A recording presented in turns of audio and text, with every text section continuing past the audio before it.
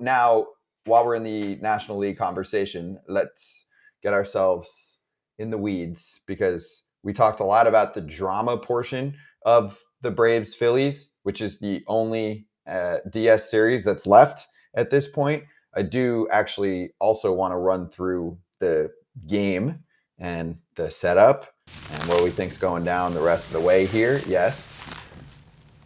So we have fancy schmancy highlights, so let's do that too. We do watch-along parties for some of these games, so we've done some action for the first two and a little post-game show as well. So we have highlights from that first game, from that third game technically in the series, that we'll run through for you right now. Bravos took an early lead. Did you think that the Phillies were going to be held down? I did not. Not as long as Elder was still in there, and they kept him in there, and the Phillies pummeled him. So was it this point, one homer and that's it, and you're taking him out in the bottom of the third? No. Just like I said last night. Not yet? He cannot face – I would have a discussion if he faces Schwarber, but he cannot face Harper. I said that in the second inning. Twice. You can't face Harper twice.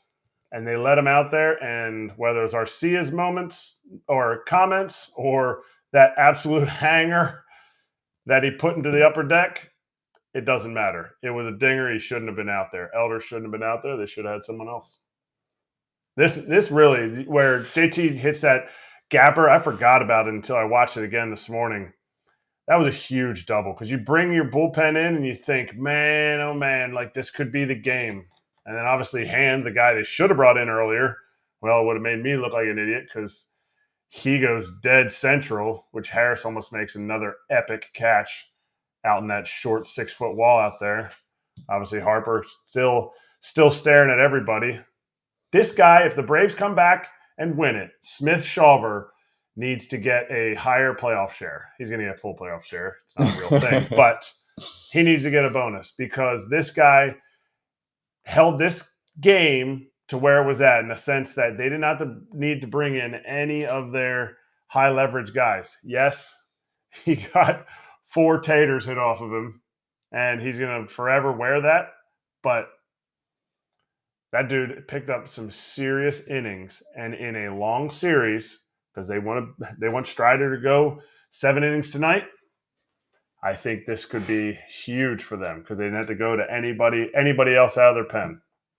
And that's what matters at that point. At some point, the game turns from, hey, let's keep ourselves in it, to, hey, let's keep ourselves in the series.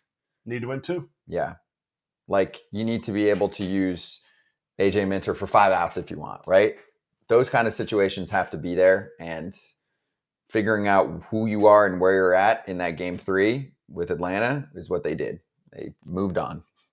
They did move on. They moved on to Strider and said, hey, let's do Strider. Let's also make sure the pen's good to go. Now, some people, and myself included, are like, yo, it's been a lot of off days, more so than we usually see. So the bullpens should be in good shape. Yes, agree. But still, I want to extend my guys in the time when I need them, which hopefully is not this one. It's hopefully for Braves fans, you're hoping that that's game 5, maybe more so than game 4. Like game 4, Spencer Strider, that's your dude. It's one of the top, 5 guys in baseball right now on a mound, maybe 10. And also stuff-wise, definitely top 5. You're expecting 5 or 6 out of this guy, no? I think you are, but are you going to live and die on that hill? No. Are you going to live and die on the Spencer Strider hill? Because if you're not, to me, last night, you can't have one without the other. Last night, I think they may have punted a little bit. Because if last night was they did punt last night. That's what we're saying. Staying with Elder so long. Oh, not once really? you brought in Smith-Shawver. We talked about right at the end. If it's 2-0 last night, Bryce Elder, 1, he may not start that game. 2, he sure as heck is not facing or throwing any strikes to Nick Castellanos, who already has 2 home runs off of him in the last month. But they let him ride all the way to Bryce Harper. If Castellanos hits that home run, okay, you know what? It's a tie ball game. You cannot let the guy, and maybe the Braves don't see it the same way I see it. Maybe the Braves are blind to the fact that, hey, you know what? Bryce Harper was 0 for 5 to start the series.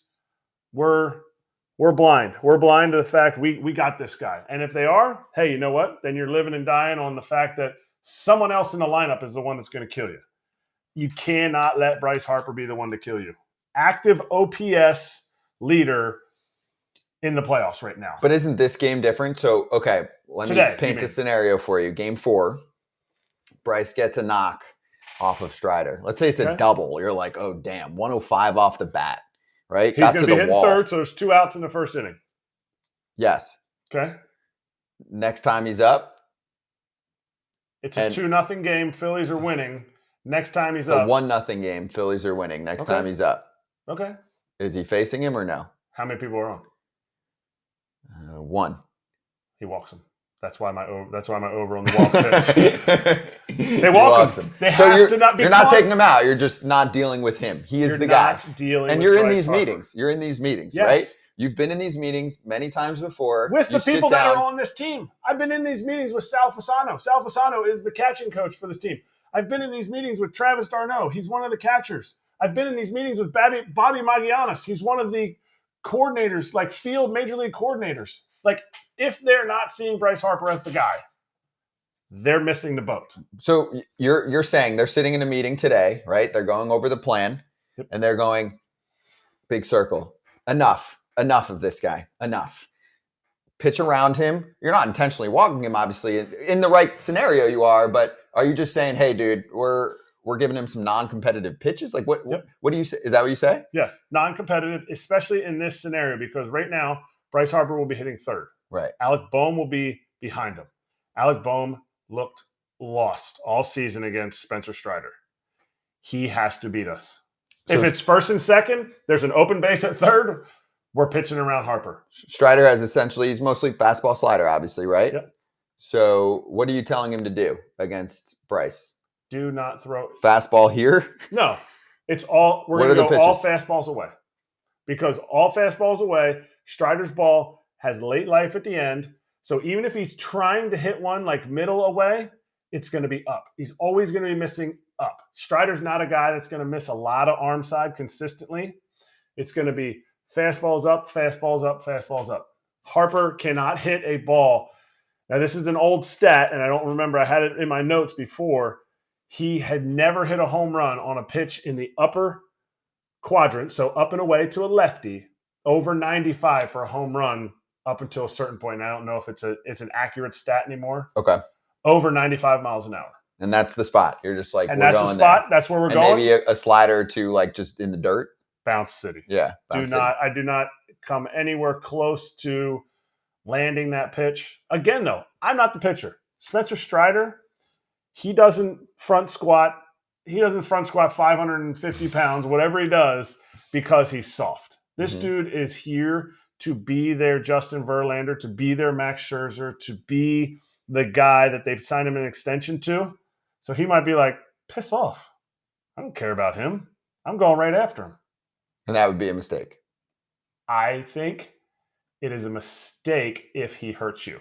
That is such a hindsight 2020 thing. That's fair. If other guys hurt you, they hurt you. If Bryce hurts you, it's a problem, right? If you challenge Bryce with a pitch, a little middle up, and he smacks the shit out of it, that's on you.